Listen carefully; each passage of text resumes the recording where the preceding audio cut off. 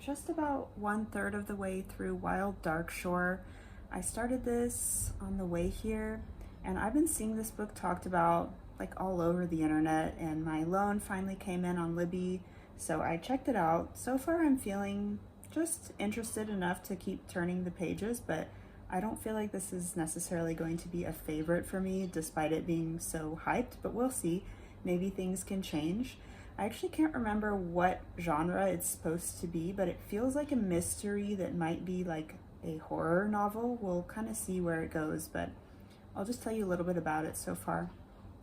So there's this thing called like the Global Seed Bank, and I know that this is like a real thing, but it's like in case, I don't know, humanity needs to start growing food again from seeds. Like they have all these rare and endangered seeds that are in this seed bank, and this family, the island is somewhere off the coast of Australia, like near Antarctica, and this family, they're like the caretakers of this seed vault, and they've been there for 8 years, and it's the dad and 3 kids. We know that the mom is dead, but we don't know yet like if she died on this island. It seems like she might have, but apparently the dad is like seeing her ghost and talking to her, and they're all gonna have to leave the island pretty soon because of climate change. They're talking a lot about climate change, and the island is like slowly being taken back by the sea, and so they're going to be leaving in like 6 weeks, and so they have to take all the boxes and like choose which ones are important enough to be transferred to another seed vault. And coincidentally, like this woman just shows up on the island, like she's like almost dead, and she's like hanging on, I don't know, a piece of driftwood or something, and her boat crashed, and she says that she wasn't on her way here, but it's kind of obvious that she came to this island for a reason, and the dad is like very wary of why she might have come, and so everyone is kind of like keeping their cards close to their chest. And like we just know that like something happened because there were a bunch of researchers there that just left really suddenly, and all the Wi-Fi and everything has been like broken down. All the communication system, everything is down, so the only contact they have is like when, I don't know, every 6 months when people come to deliver supplies. So it's a little bit kind of like this slow suspense. I am enjoying it. I like the setting. Like there's all these like interesting species of like seals and birds and lots of like interesting plants and things. But yeah, it's just kind of like a slow burn, kind of atmospheric. It's okay so far. We'll see how it progresses.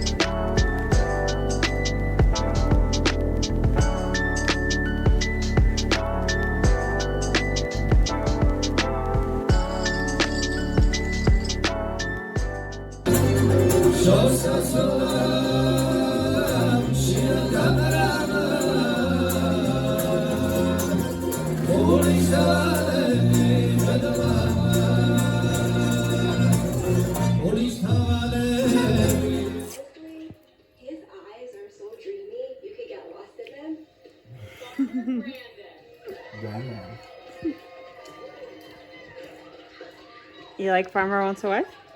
No.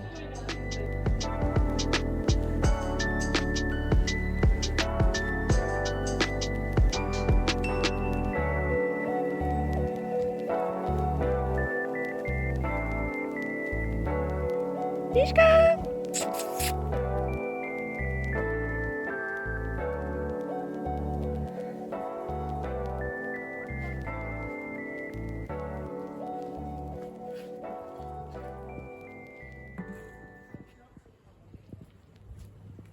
Tishka!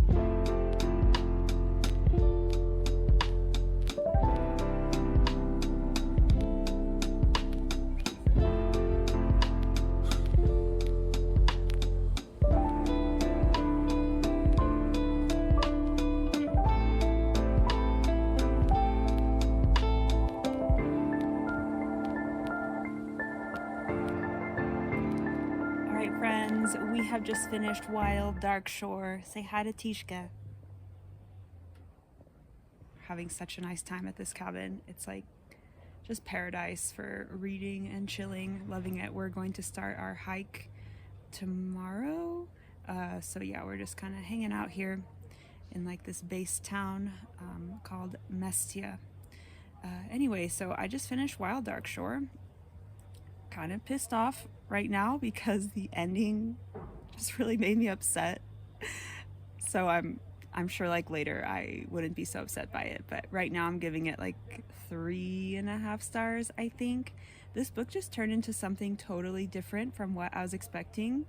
It's like a nature documentary, family drama meets like romance, and yeah, it was like slow going but still intriguing. Like I liked the setting. Like the setting is just a really cool place for a mystery, but there's only like so much nature stuff I could read about, like so much talk about seeds before like I was just kind of like, okay, can we get back to like the mystery, the thriller parts? Because you would read like nature, side quests, saving, I don't know, whatever animal, whatever plant, and then it would give you like a line or two of like continuing the plot and the mystery, and I just like wanted more of that.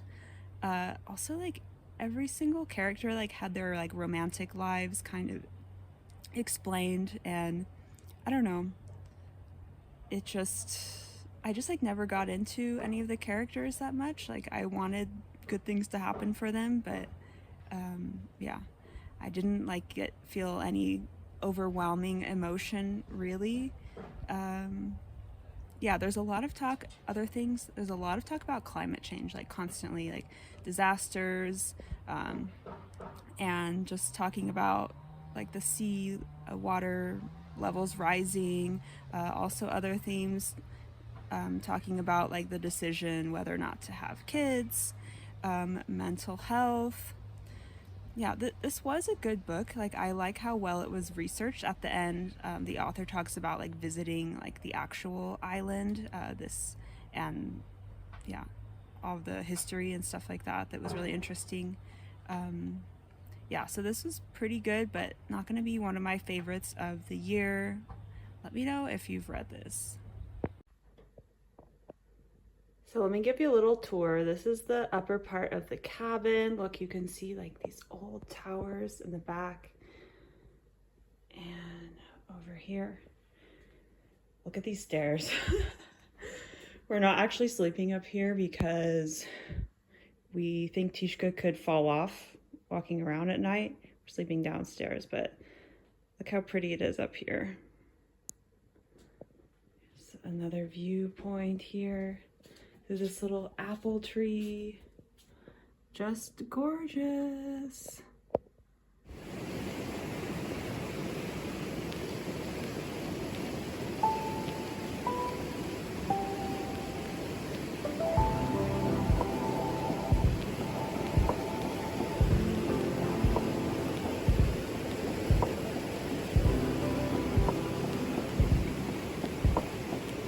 Tastes like pennies.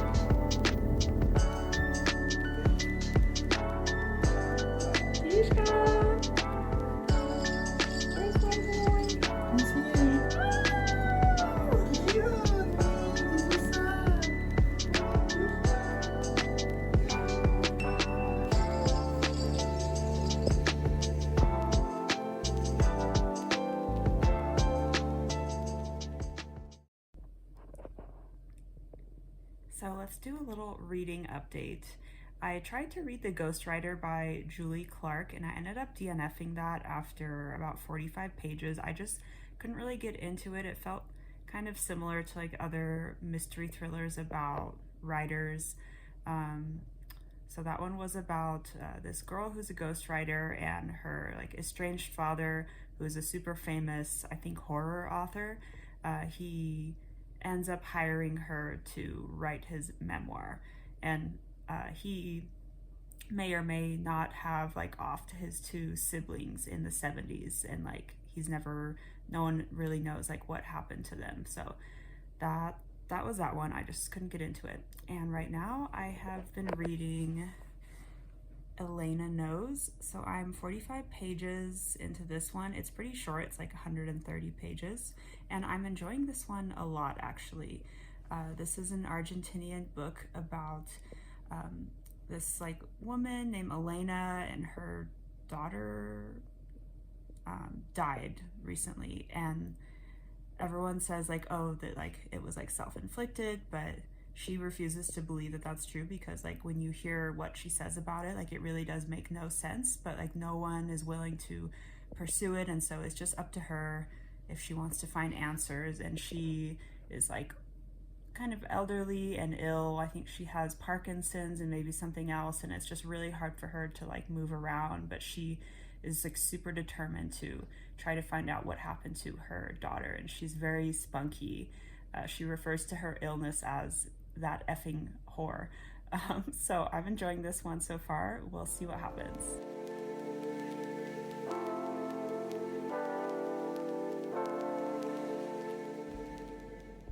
So we're staying in a little cabin, and the grandkids of the owner are obsessed with Tishka.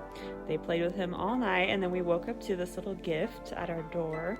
It says, "Hi, we made 3 bracelets for you all. If Tishka's not comfortable, he can take it off." Look at his little bracelet.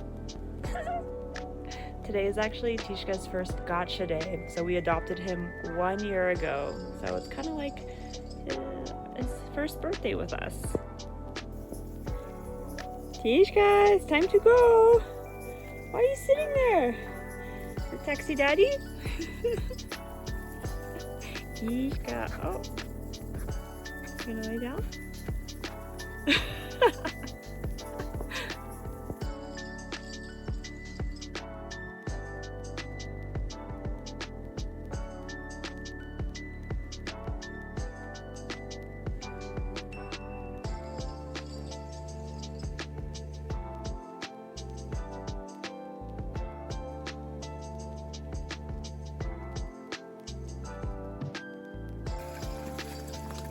Oh my god.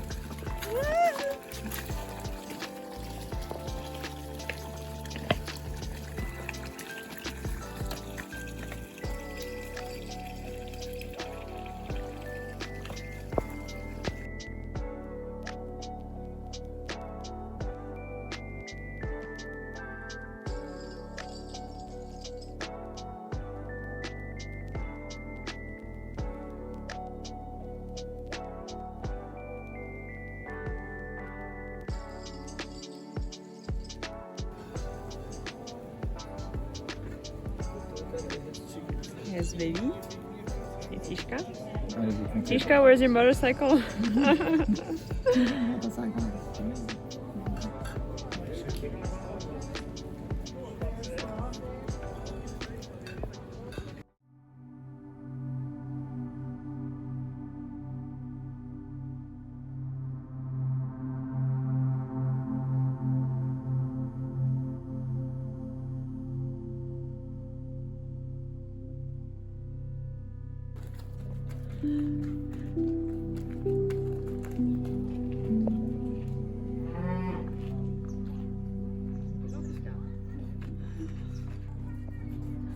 So we're going to Cinema Diede to see a local film tonight. It was filmed here based on a true story from this region. So see how it is. Tishka, say hi to the cows.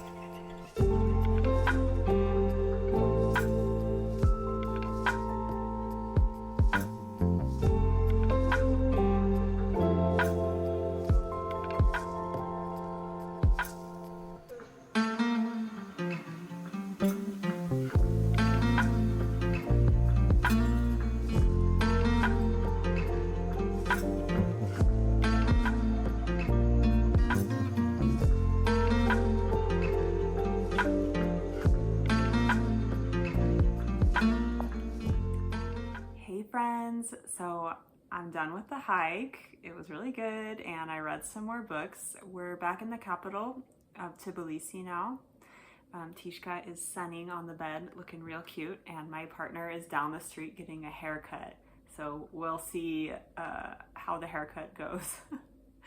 I'm having some nice tea, and I'm going to tell you about the books that I read in the last few days. I finished reading Elena Knows, and then I literally just finished reading Fight Club. So random. Okay. So what did I tell you before about Elena Knows? I probably said we have this older woman who is trying to get some answers regarding like her daughter's death. The police say it's a suicide, but she thinks that that's like impossible, and so she's trying to find a solution to get some help. And so this book turned out to be a lot more about Elena's struggle with like living with Parkinson's and like all the regrets she has in life. And yeah, it's a bit of a downer. She is really feisty, and I liked her personality, but definitely not like a feel-good book. And it's not really actually that much of like a crime fiction mystery as I was expecting it to be. Like that's really on the back burner, and we don't get answers that are like satisfying, if you know what I mean, at the end. And I kind of felt that that was like coming as I saw that the book was like nearing the end. And but you know, it's not a full-fledged novel, like it's really short. It was 130 pages, so I do appreciate it for what it was, and I did feel really empathetic to her, and you know, so I did like connect with the character, and that's pretty cool for such a short book and it being translated. There's also a lot of commentary about like mother-daughter relationships and like the decision to have children, abortion, Catholicism, and like religion and everything. So yeah, that's what I got out of Elena Knows. And then Fight Club. Hello. Okay, probably the most masculine book I have ever read in my life.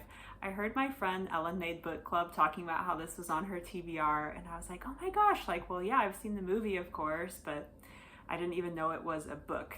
So this came out in 1996, and then that famous movie is from 1999. And this is also fairly short. It was 170 pages, and I'm trying to decide if I want to be like spoiler free or not. It's kind of hard to talk about it without spoilers, but yeah, so I'll try to avoid them, I guess. Basically, like, it's for what I got out of it, it's like this guy that's really numb from his boring life. Like, he has this like office job, and he just kind of like hates his life, and so he ends up creating Fight Club, which is where guys go to beat each other up, and it gives them some kind of like enlightenment and just makes them feel empowered and like they have community, I guess. And yeah, that's kind of like the center of the story. There's this other character named Tyler who, yeah, I can't talk about him without spoilers, but this is, as a woman, it's kind of weird to read this because it just feels so like, this like angry men, and like, do they really have to beat each other up to like feel empowered?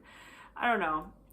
It, like, the writing was actually really good. It kind of felt like a poem, like really blunt, and had like a beat to it. It was very erratic. Sometimes it's kind of hard to follow. It like jumps all over the place.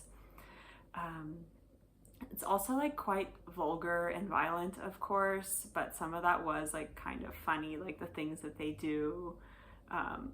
Anyway, yeah, I don't really know what I would rate it right now. Like, I literally just finished, but it was an interesting change of pace, very different from like the feminine books that I often read. This is not at all like a feminist book, but interesting. So thank you, Ellen Made Book Club, for like reminding me that this was a book.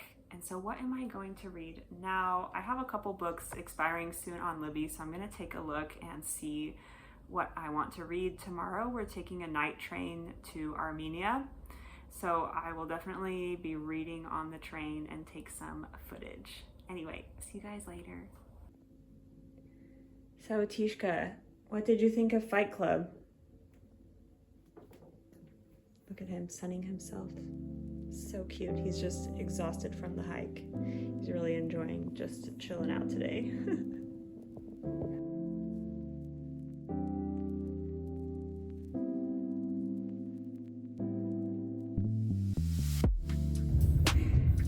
Tishka, this is my seat.